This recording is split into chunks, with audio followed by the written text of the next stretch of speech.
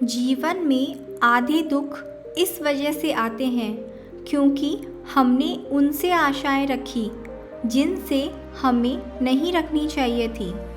जीवन में समय चाहे जैसा भी हो, परिवार के साथ रहो। सुख हो तो बढ़ जाता है और दुख हो तो बढ़ जाता है। इस संसार में मूर्ख व्यक्ति, अधर्मी, अज्ञानी व नास्तिक प्रकृति का व्यक्ति मेरी शरण स्वीकार नहीं कर सकता। ज्ञानी व्यक्ति को कर्म के प्रतिफल की अपेक्षा कर रहे अज्ञानी व्यक्ति के दिमाग को अस्थिर नहीं करना चाहिए। अपने जीवन में कभी भी ना किसी को आनंद में वचन दे, ना क्रोध में उत्तर दे और ना ही दुख में कभी निर्णय ले। किसी और का काम पूर्णता करने से कहीं अच्छा है कि अपना काम करें, भले ही उसे अपूर्णता से करना पड़े। मैं ही इस सृष्टि की रचना करता हूँ, मैं ही इसका पालन पोषण करता हूँ और मैं ही इस सृष्टि का विनाश करता हूँ।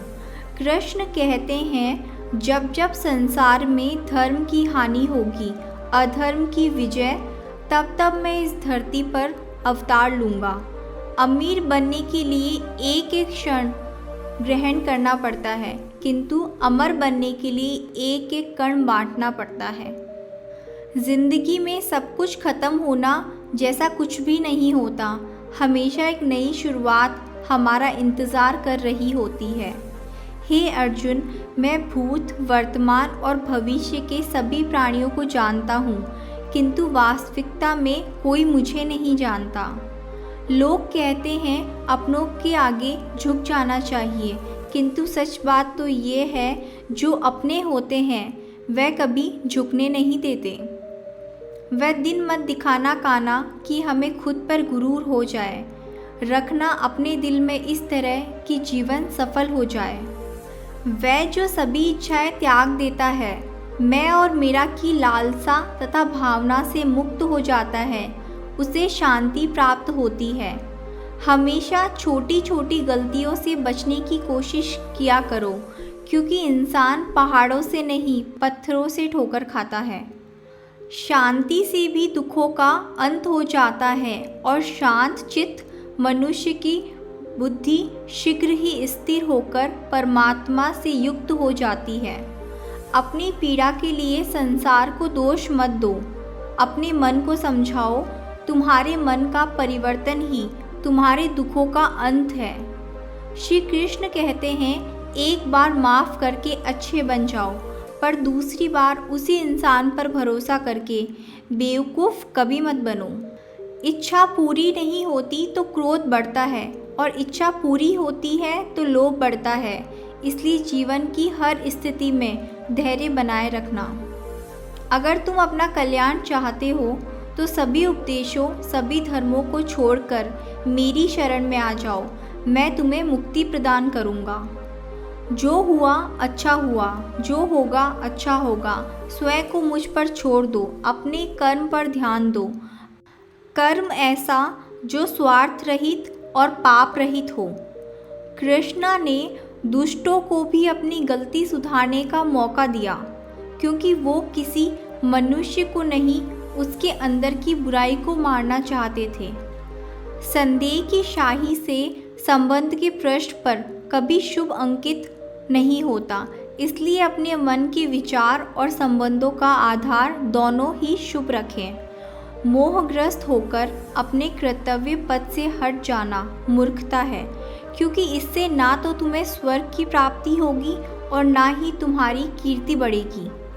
इस भौतिक संसार का ये नियम है, जो वस्तु उत्पन्न होती है कुछ काल तक रहती है, अंत में लुप्त हो जाती है, चाहे वह शरीर हो या फल हो। यदि कोई व्यक्ति प्रेम से, भक्ति से पुष्प, फल, जल भी मुझ पर चढ़ा दे तो उसी भाव से उसे स्वीकार करता हूँ, वह मेरा प्रिय भक्त होता है। उससे मत डरो जो वास्तविक नहीं है, ना कभी था ना कभी होगा। जो वास्तविक है वो हमेशा था और उसे कभी नष्ट नहीं किया जा सकता। जीवन में आधे दुख इस कारण जन्म लेते हैं क्योंकि हमारी आशाएं बड़ी होती है। इन आशाओं का त्याग करके देखो, जीवन में सुख ही सुख होगा। अपने परम भक्तों जो हमेशा मेरा स्मरण या एकचित मन से मेरा पूजन करते हैं, मैं व्यक्तिगत रूप से उनके कल्याण का उत्तरदायित्व लेता हूँ। जन्म लेने वाले के लिए मृत्यु उतनी ही निश्चित है जितना कि मृत होने वाले के लिए जन्म लेना। इसलिए जो अपरिहार्य है उस पर शोक मत करो। श्री कृष्ण ने कहा है, अगर तुम्हें किसी ने दुखी किया है तो बुरा मत मानना। लोग उसी पेड़ पर पत्थर मारते हैं जिस पेड़ पर सबसे ज़्यादा मीठे फल होते हैं। अंत काल में जो मनुष्य मेरा स्मरण करते हुए देह त्याग करता है वह मेरी शरण में आता है। इसलिए मनुष्य को चाहिए कि वह अंत काल में मेरा चिंतन करे। ये सच बात है कि भूल करके इंसान कुछ सीखता है, परंतु इसका मतलब ये नहीं है कि वह जीवन भर भूल करता रहे और कहे कि हम सीख रहे हैं। कृष्ण कहते हैं, इस जगत में मनुष्य भौतिक वस्तुओं का भोग कर सकता है। अगर वह चाहे तो सब कुछ छीन सकते हैं, मनुष्य कुछ भी नहीं कर सकता। स्वार्थ से रिश्ते बनाने की कितनी भी कोशिश करें वह कभी नहीं बनते, और प्रेम से बने रिश्तों को कितना भी तोड़ने की कोशिश करें वो कभी नहीं टूटते।